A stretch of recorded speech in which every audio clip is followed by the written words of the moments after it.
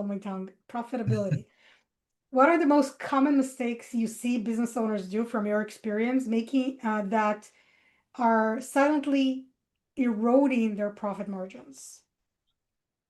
I think we've touched on that. And I think the biggest thing is not paying attention to it.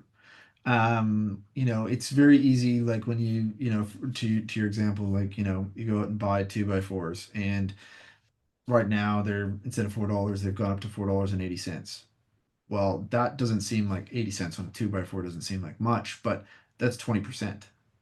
So if your costs across the board are going up by 20%, you need to be aware that those costs are going up and adjust either your pricing accordingly or find new suppliers or figure out a different way to source those materials or the whatever the case may be. And I mean, I know a lot of businesses, particularly on the service side of things, struggle a lot with labor. And there seems to be a big shortage of skilled labor. um, there's people out there to do jobs, but they turn out not to be reliable, or they don't just show up, or they've got other issues and challenges. So you have to end up paying more to attract those staff members and team that are going to stick around and do a good job. So that can cause your labor to creep up as well, which is difficult. So you have to keep on top of that stuff. That's the biggest thing. You have to be reviewing your financials. You have to, look for those trends in the last, 2, 3 months. Is there stuff that's like is it going up, and why? At the end of the day, why is it happening? Why are my costs going up? Is that just the price? Am I using more? Is it matching my revenue as it's going up as well? Are my margins staying the same, or is there creep? And that's one of the biggest things. It's interesting that you touched the labor component or the challenge of finding good labor. I actually have another episode on my channel, if you check it out, for how to hire people through workers visa if Mm. you're in those industries that there's a real problem, real struggle fighting skilled workers. It's not that Mm. I'm encouraging that as the main source of employees. There are Mhm. a lot of skilled employees in Canada that can help you do your business and run your business and complete your projects. However, there are some industries that it's very difficult, either because of geographic location or the type of work that is required. Mhm. So, if you're interested, you're curious, you can check out that episode. And let's move on to the next question. Sounds good. What is the difference between necessary costs and strategic investment that will fuel future growth? Good question. Good question.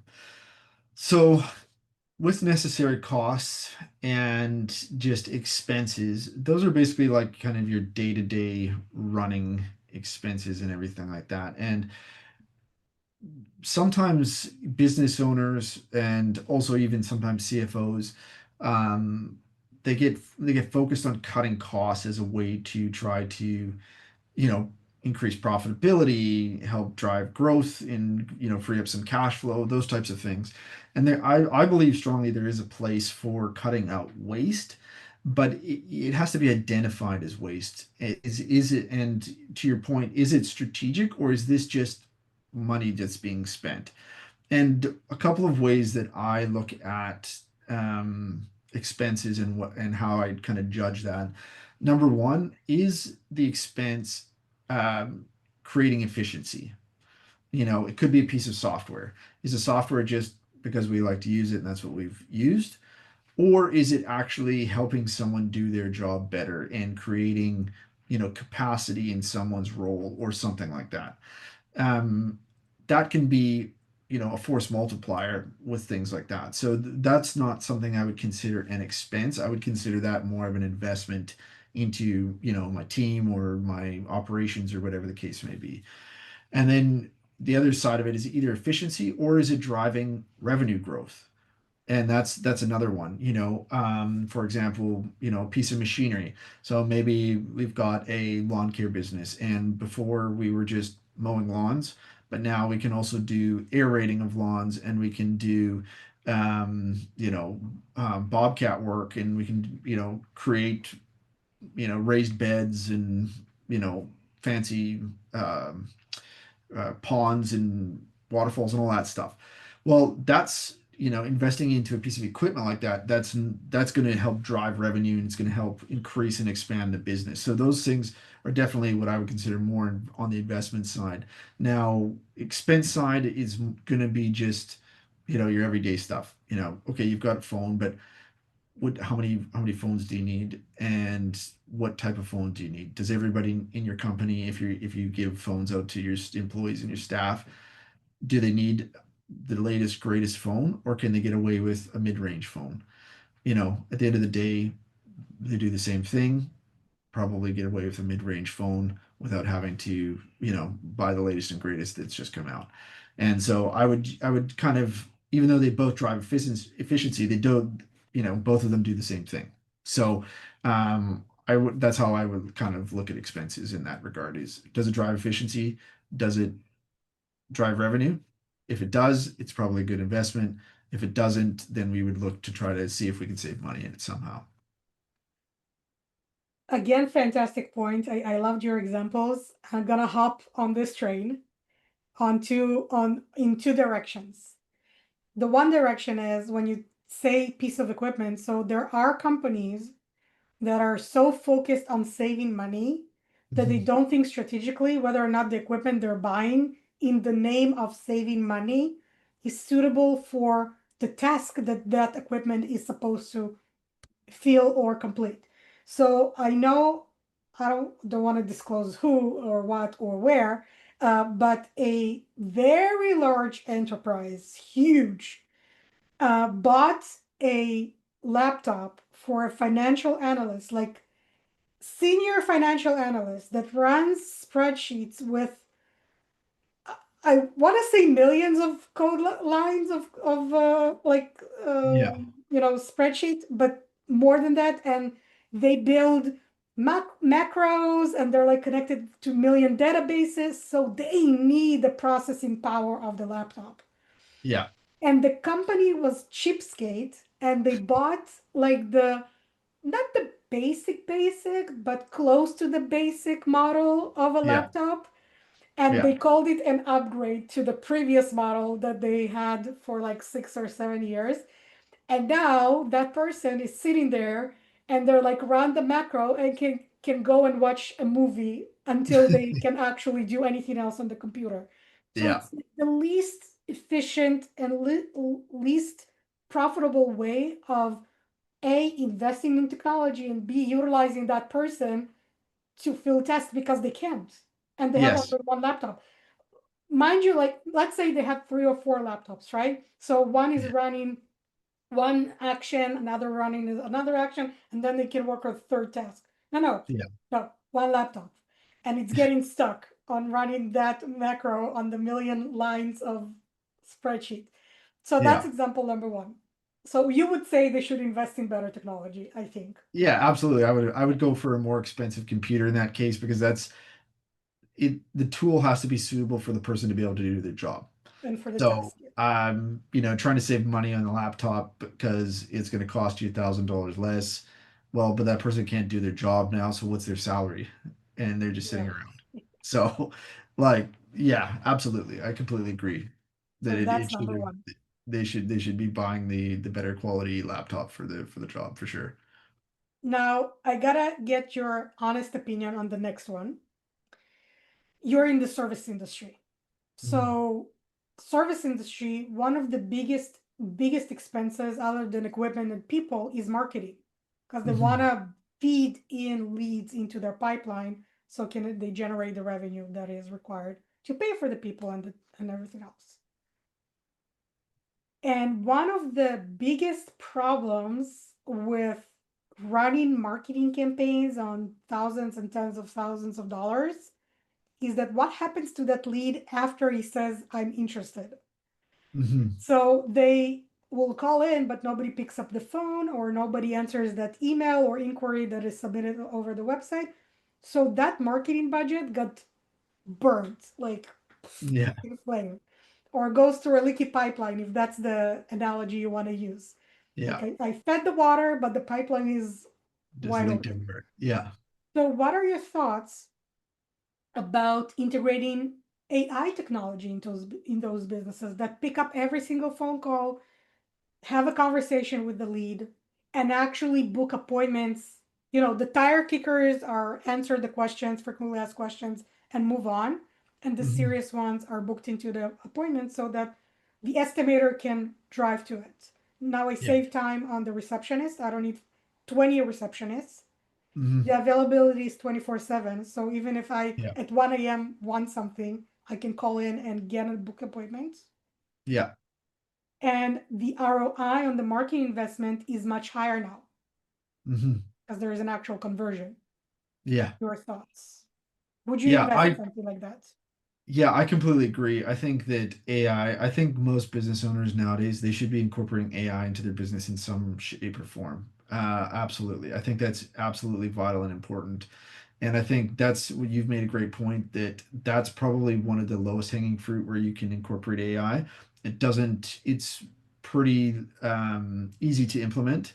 It doesn't also cost a lot in terms of investment on that side of things. But like you said, it can help those campaigns and the marketing and capturing those leads so that there is no, maybe there's somebody that's already on the phone and someone calls and they missed the call just because they were busy. Well, you can have AI answering the phone, taking the message, answering their questions, whatever the case may be, and still have somebody behind the scenes doing the actual work in terms of booking the jobs and things like that. So again, not to overuse the term, but it is a force multiplier to have AI. And it also, if a business does have someone like a receptionist or an administrative role, it helps them actually be able to focus on other stuff that's more value add to the business, and you can actually redeploy them into roles, into other tasks within the business that are, like I said, more value add.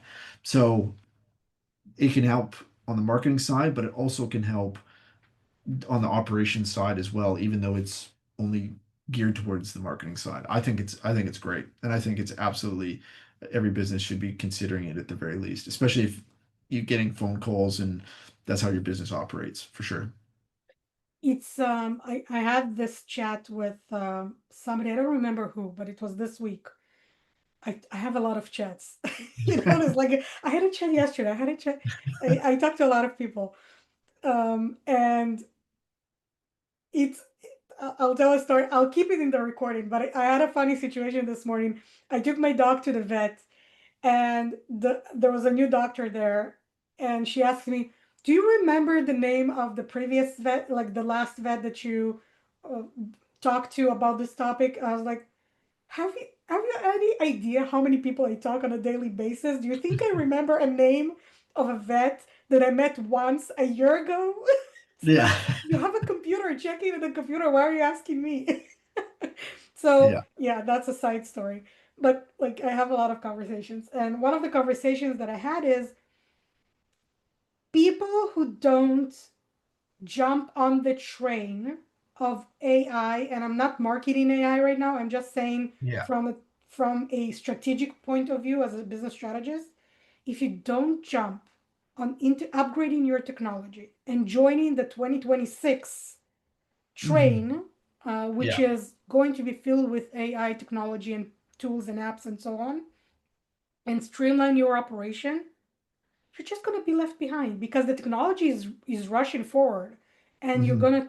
you're already playing catch up. So imagine what big of a gap is going to happen in the next year or 18 months where Yeah. you decide to, okay, now I'm ready to jump on it, and you're too late because all Hmm. your competitors and all the businesses in your industry are already way past that starting stage of, oh, okay, I need to think about integrating it. Yeah. Or the Canadian, Absolutely. you might want to consider. Yeah. That's the Canadian version. You might want to consider. No, you Yeah. don't. Just do it. Yeah. So that's the train that you really should hop on. Not Absolutely. related to CFO, but oh, I'll try to do it. I'll try to find it. I'll try to find the CFO approved stamp uh, for this video, and I will put it on these two. You Sounds are good. allowed to upgrade your laptop to a higher, more expensive version if the position needs it. Yeah, absolutely. And you should invest in technology that is going to streamline and automate and increase your ROI if it's marketing or whatnot, and either reduce your manpower, or you don't have to reduce the manpower, but you can free them to focus on higher value tasks. Yeah. And Like, that's where I think, yeah, that's where I think the value is, I know a lot of business owners are like, well, I don't want to get rid of my team or I don't want to replace my team or my staff with AI. And I agree with that. I don't think that we should be looking to replace people with AI, and that's the main goal. But what if we got them working on other stuff that was, of better value to the business, and left some of those more administrative type tasks to AI that and things that could be automated, or whatever the case may be. Yeah, absolutely. amen to that. Next one. Um, for a business owner Mm. who knows they're not ready for a fractional CFO, not CFO in general, but Mhm. definitely, but and not fractional CFO either. What are the 2 or 3 actionable tips you can offer them to get better insight into their financials on their own Mhm. within their skill set? And when they do that, and what is that threshold of saying, okay, I way beyond my skill set, now I need Mhm. Lucas? Great question. I think one of the biggest things, and I mentioned it before, is that they take time and they're intentional every single month. Like build it into your calendar. Take an hour or half hour even.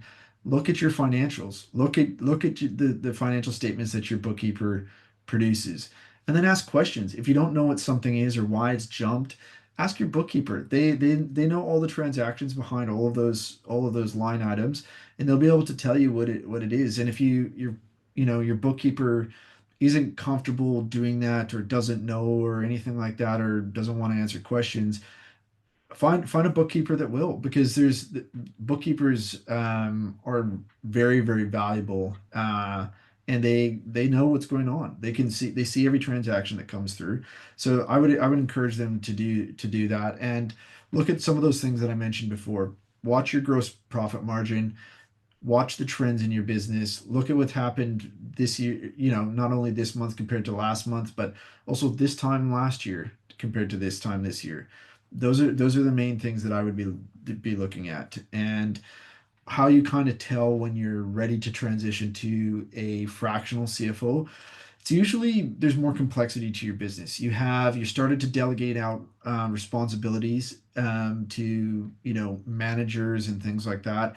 You're no longer wearing every single hat in the business. Like you're not doing the marketing yourself. You have somebody that does the marketing, and so on and so forth. And so you've got maybe 10 to 15 employees is kind of the threshold that I would say. And you're like you mentioned, Marina, is around that kind of $2 million mark in revenue. If you're a service business, that's usually a good point to start having a conversation with a fractional CFO and seeing, hey, am I at the right point here to start bringing in someone that can help bring that outsider's perspective, that can help, bring those insights out of my financials that maybe I'm not picking up on because I don't have the time, or maybe this is not my skill set. So that's where I would say. It's such a good point. You mentioned something that I wanna even expand a little bit more on it, and you probably will agree with it. You said look at this year and the previous year. Well, Mhm. when you're looking at this year and previous year, make sure you compare apples to apples. So you look at Mhm. Q1, Q2 and Q2, especially if it's a Absolutely. seasonal business and not just the general year. Because Absolutely. Yeah. Yeah. To clarify, absolutely. When you're looking, like if you're looking at, say, we're in October right now, and say you've got September's financials, I would look at what happened in September last year. What was going on then? Is it the same? Is it slightly more, slightly less? And then you can look and say, oh, well, my expenses have jumped up significantly. Is that because I'm just, not managing them well? Or is that because the cost of everything has gone up? And or my revenue's gone up or my labor's gone up or whatever the case may be, and it gives you just idea of where to start looking in your business to make adjustments. That's what it comes down to. So that's a great point. Absolutely. Okay, let's talk about scaling and working with the CFO. What is the CFO role in helping a company become more valuable for a potential sale or acquisition? Great question. So let's talk about the whole process of selling a business and kind of what if you're a business owner and you're looking to sell your business. Most business owners have a unrealistic, I'll say, try to say it politely, view of how quickly they can sell their business and what their business is actually worth. And so you have to put yourself really as a business owner, you have to put yourself in the shoes of a business buyer.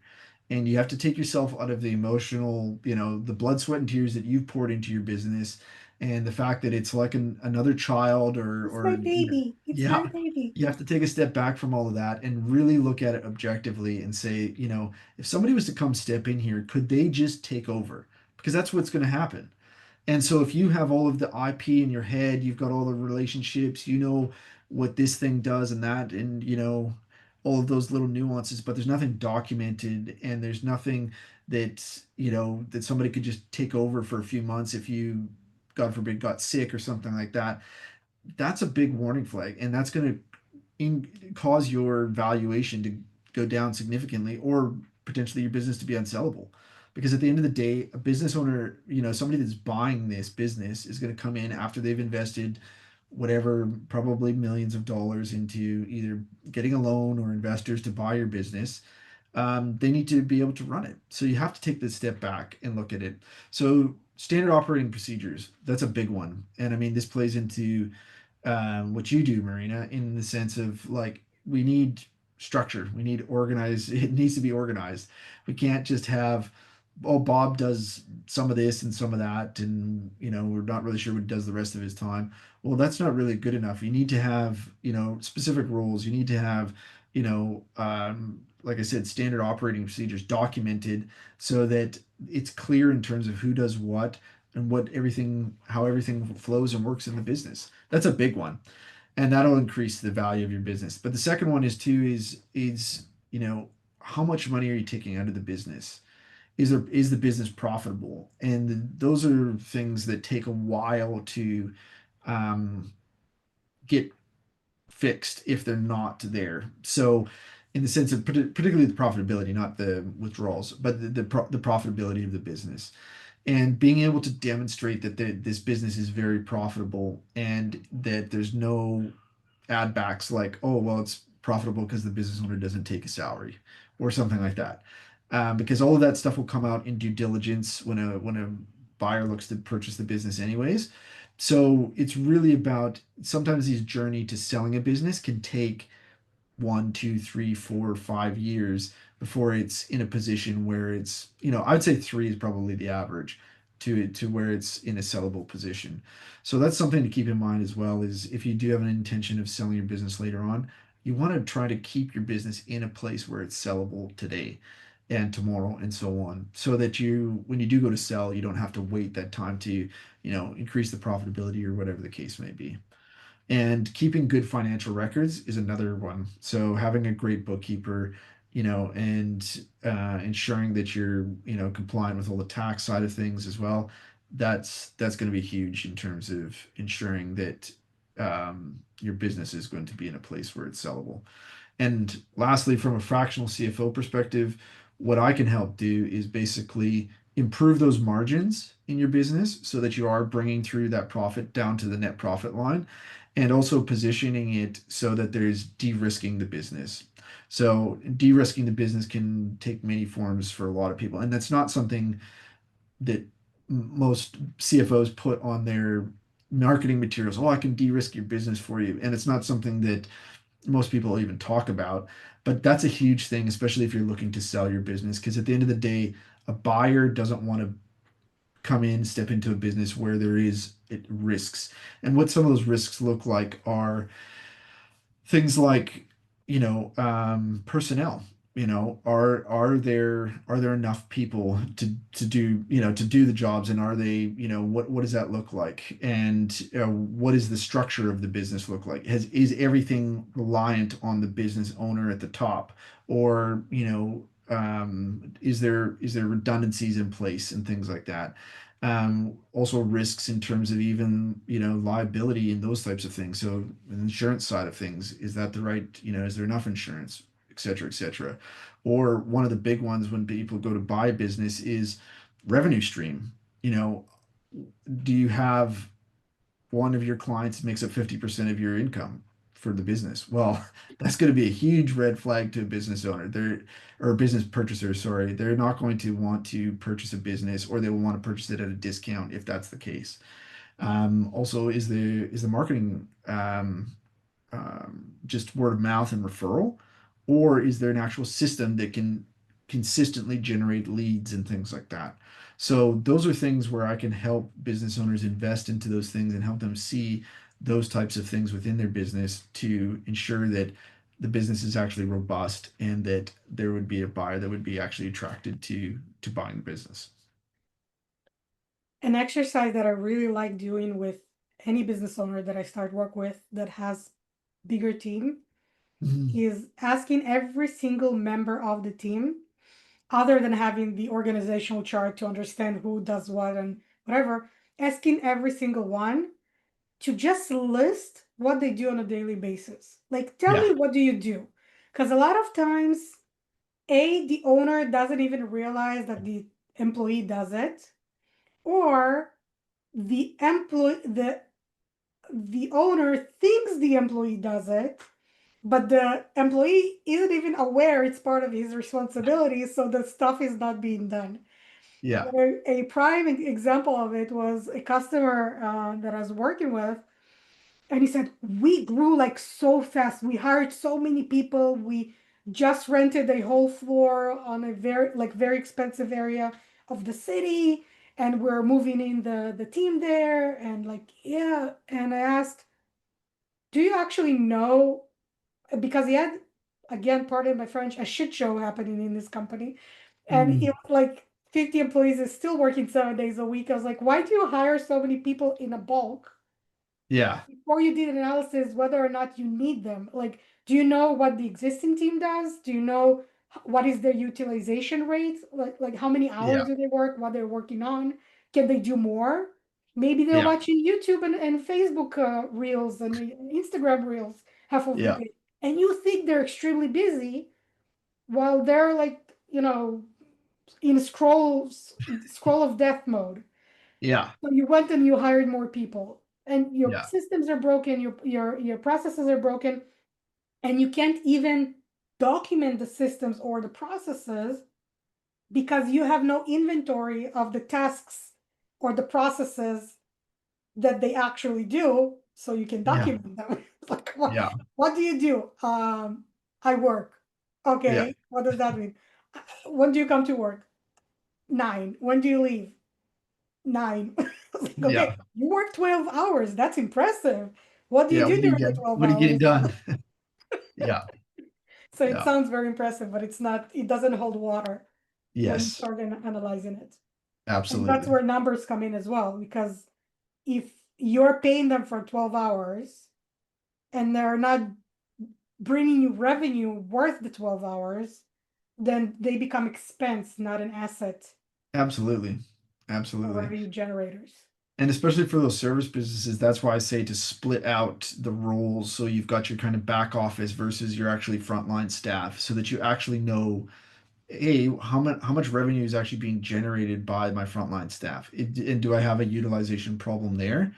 Or maybe it's a pricing problem, and that gives you your gross margin. And if not, and if you've got a huge back office, well, why? And is there opportunity there to streamline it and to either redeploy some of those people into the frontline roles or into other roles that are actually going to generate more income instead of just support? And maybe, like you mentioned before, the AI side of it, maybe we can bring some of that into the back office side.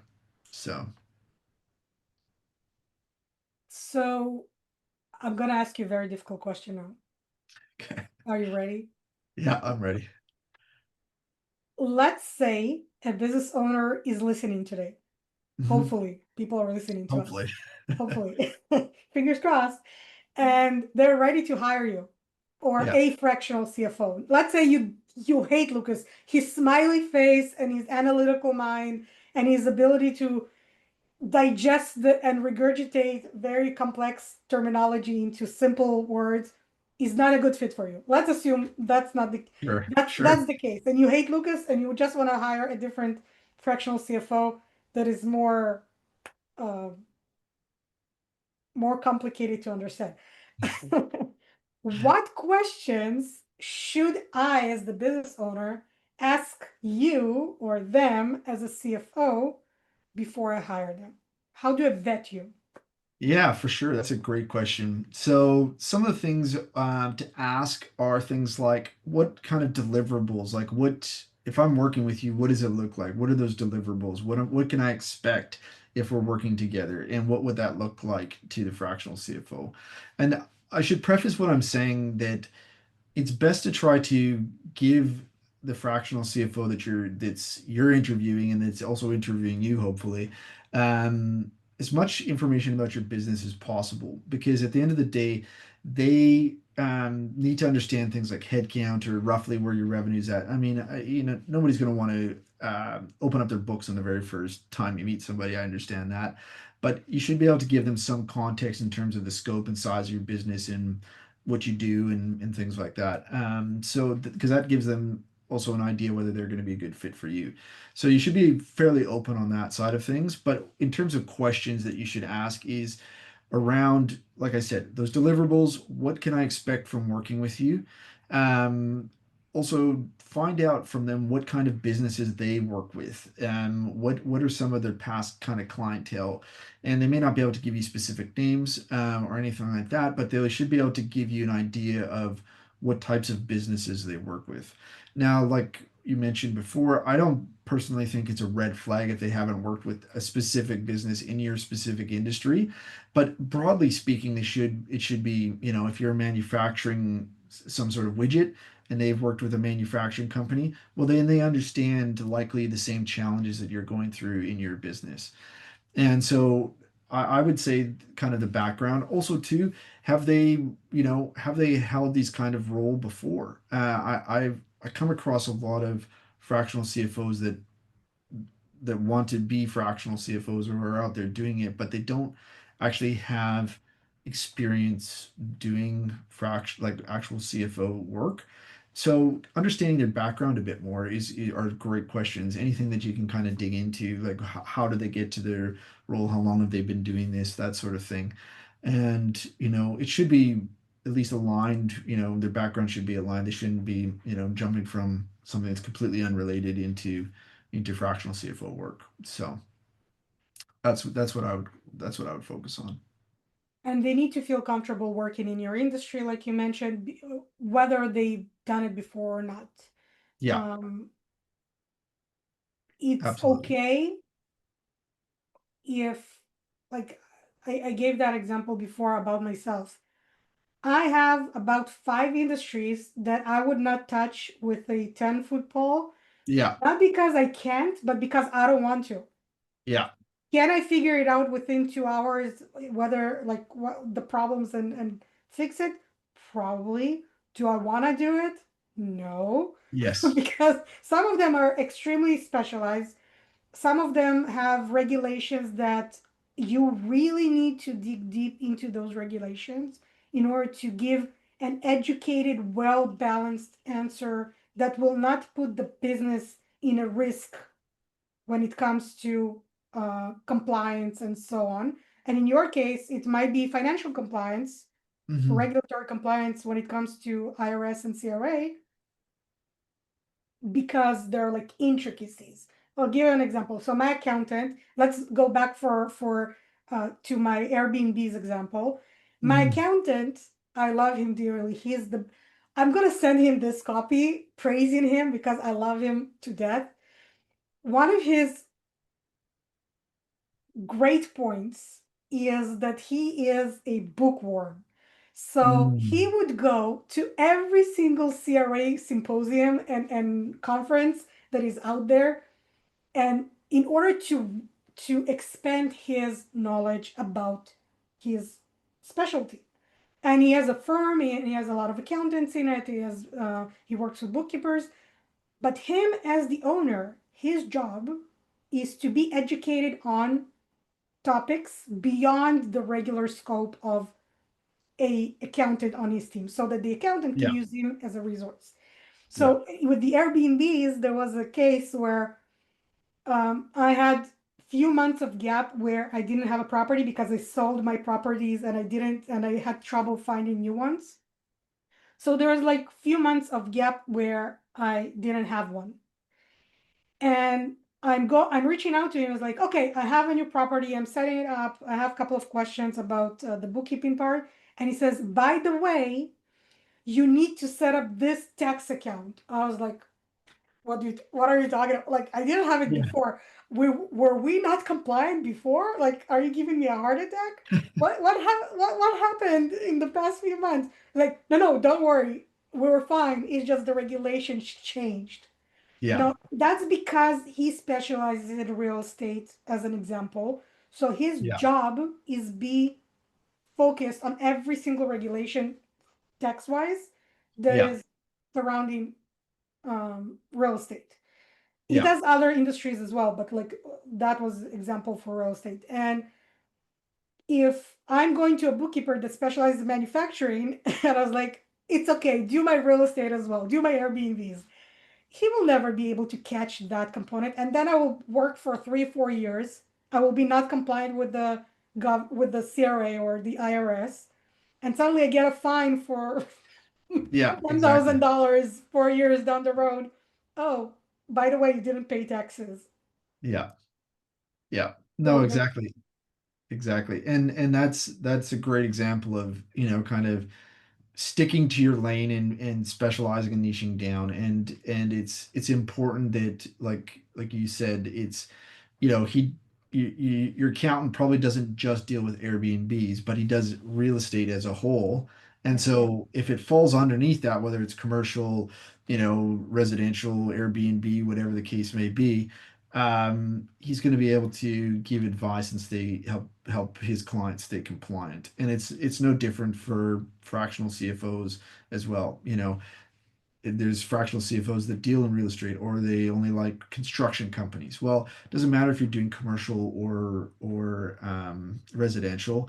Um, it's similar enough that they're going to be able to get across it. And so I would say, to back to your question, I would encourage, if you're looking for a fractional CFO, make sure that their industry or their general who they service is aligned with what you do. And like to your point, they say, "Oh, I'd work with anybody," then they work with nobody. Like, you gotta have some sort of special. Like, there's got to be something that you do that you're specialized in, that you're good at to an extent. So, That's right. What should they prepare for the first date with you? I call it a date. When first you're date taking them sounds for a good. coffee. I would say just prepare an open mind. Be willing to discuss your business. You're interviewing the fractional CFO, but they also need to interview you. So you need to be open. You need to be able to at least give high level numbers in terms of what your business is doing in terms of either revenue, um, you know, be able to prepare to discuss like what your financial team looks like. Do you have just a bookkeeper? Do you have a CPA? Are they in-house? Are they full-time, part-time? What does that look like? Even your financial systems. Are you using QuickBooks, Zero, or something else? Those types of things. Those are great things to be open. And it's a little bit difficult hiring a fractional CFO because they are asking questions about your money. At the end of the day, it's your money that they're discussing, and so it's a little bit, in public, Sensitive. public conversation, or with friends and stuff. You don't ask about money, but it's a little bit more difficult. So you got to be open. I would say that's the biggest thing: is come with an open mind, come with an open mind frame to be able to share those things about your business and your finances with the fractional CFO. Are you ready for the final question? I am. Let's do it. This has been good.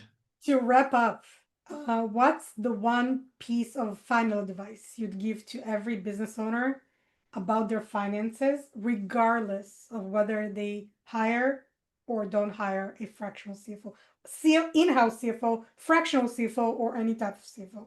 Yeah, that sounds good.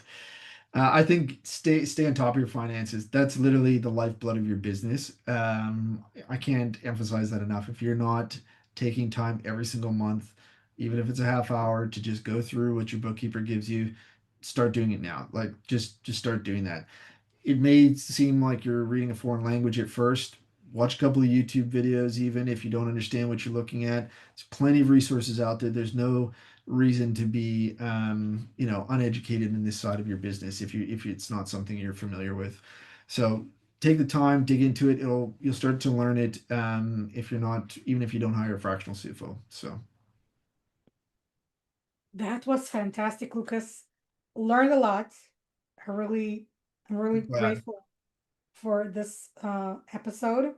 And I will put Lucas's contact information at the description under the video so you can reach out to him. If you liked his personality and the way he thinks, you can reach out to Lucas. And if not, please, please, please get a CFO because when I start working with you, I really need a real picture of your finances so we can optimize and streamline and actually see a positive change in your books thanks to the investment that you're putting in with myself. So I like numbers, like Lucas. I like graphs Yes, that show positive, everyone loves graphs. Yeah. go up, go up. I don't make them, I don't prepare them, but I like them to see positive change in a business. Same as for Lucas, same as for me. Your success is my success. Mhm. I'm not measured based on my books. I measure it based on your books.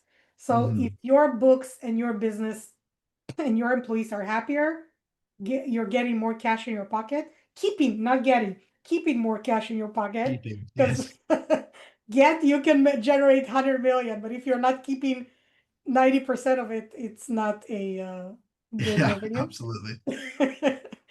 And increasing the profit margins, then I don't know. I don't remember how I started this, this sentence. But yeah, thank you so much. Thank you, And Margaret. I appreciate it. contact No, this Lucas, was great. contact me, and see you on the next one. Bye, guys. Sounds good. Thank you.